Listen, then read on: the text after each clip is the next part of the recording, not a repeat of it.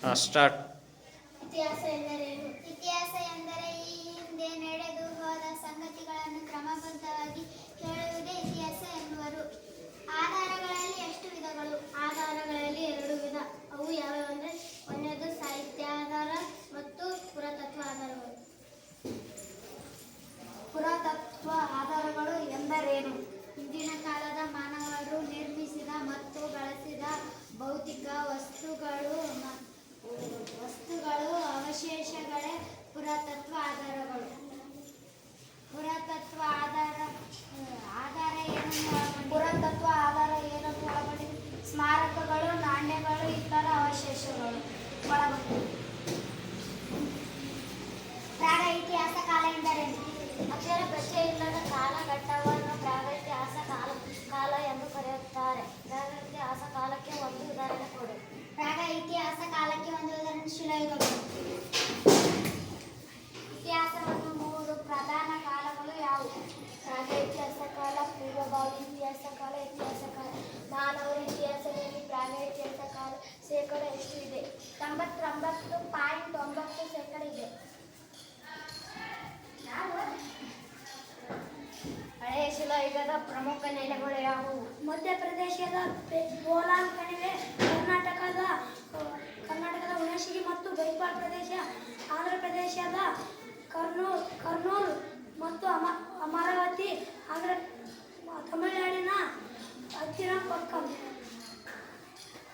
ಹಳೆಯ ಶಿಲಾಯುಗದ ಅವಧಿ ಎಲ್ಲಿಂದ ಎಲ್ಲಿಯವರೆಗೆ? ಹಳೆಯ ಶಿಲಾಯುಗದ ಕಾಲಾವಧಿ 5 ಲಕ್ಷ ವರ್ಷಗಳಿಂದ 12,000 ವರ್ಷಗಳವರೆಗೆ. ಪೂರ್ವಭಾವಿ ಇತಿಹಾಸ ಕಾಲ ಎಂದರೇನು? ಅಕ್ಷರಗಳ ಪರಿಚಯವಿದ್ದು ಓದಲಿಕ್ಕೆ ಬರೆಯಲಿಕ್ಕೆ ಬರದಂತಹ ಕಾಲಘಟ್ಟವನ್ನೇ ಪೂರ್ವಭಾವಿ ಇತಿಹಾಸ ಕಾಲ ಎನ್ನುವರು. ಪೂರ್ವಭಾವಿ ಇತಿಹಾಸ ಕಾಲಕ್ಕೆ ಒಂದು ಉದಾಹರಣೆ ಕೊಡಿ. ಪೂರ್ವಭಾವಿ ಇತಿಹಾಸ ಕಾಲಕ್ಕೆ ಒಂದು ಉದಾಹರಣೆ ಎಂದರೆ ಹರಪ್ಪ ನಾಗರಿಕತೆ.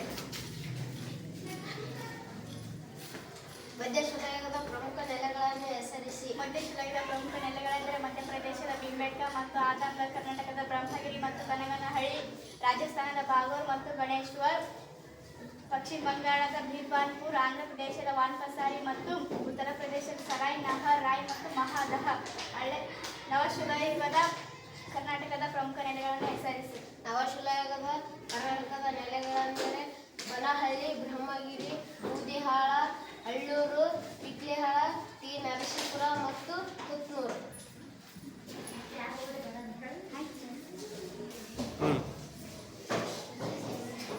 ಕೇಳೋ. ಜೀವ ವಿಕಾಸದಲ್ಲಿ ಆದಿಯಲ್ಲಿ ಮೊದಲ ಜೀವ ಯಾವುದು? ಏಕಕೋಶ ಜೀವಿ. ಮಾನವನ ವಿಕಾಸವನ್ನು ಸುಮಾರು ಎಷ್ಟು ವರ್ಷಗಳಿದ್ದಾರೆ? ಮಾನವ ವಿಕಾಸ ಸುಮಾರು 18 ಲಕ್ಷ ವರ್ಷಗಳಿದ್ದಾರೆ. ಹಳೆಯ ಶಿಲಾಯುಗದ ಮಾನವರ ಆಹಾರ ಏನಾಗಿತ್ತು? ಹಣ್ಣು, ಹಂಪಲು, ಗೆಡ್ಡೆ, ಗೆಣಸು. ಹಳೆಯ ಶಿಲಾಯುಗದ ಮಾನವರು ಎಲ್ಲಿ ವಾಸಿಸುತ್ತಿದ್ದರು? ಗುಹೆ, ಮರದ ಕೊಟ್ಟರೆ, ಕಲ್ಲಾಸನ ಮಾಡಲು. ಇರಪ್ಪ, ಇನ್ನೊಂದ್ಸಲ ಕೇಳು. ಮೌಖಿಕ ಸಾಹಿತ್ಯ ಏನನ್ನು ಒಳಗೊಂಡಿದೆ? ಮೌಖಿಕ ಸಾಹಿತ್ಯವು ಲಾವಣಿಗಳು ಮತ್ತು ಜನಪದ ರಚನೆಗಳು, ಐತಿಹ್ಯಗಳು ಒಳಗೊಂಡಿದೆ. ಸಾಹಿತ್ಯ ಆಧಾರಗಳಲ್ಲಿ ಎಷ್ಟು ಭಾಗಗಳು? 2 ಭಾಗಗಳು. ಲಿಖಿತ ಸಾಹಿತ್ಯ ಮತ್ತು ಮೌಖಿಕ ಸಾಹಿತ್ಯ.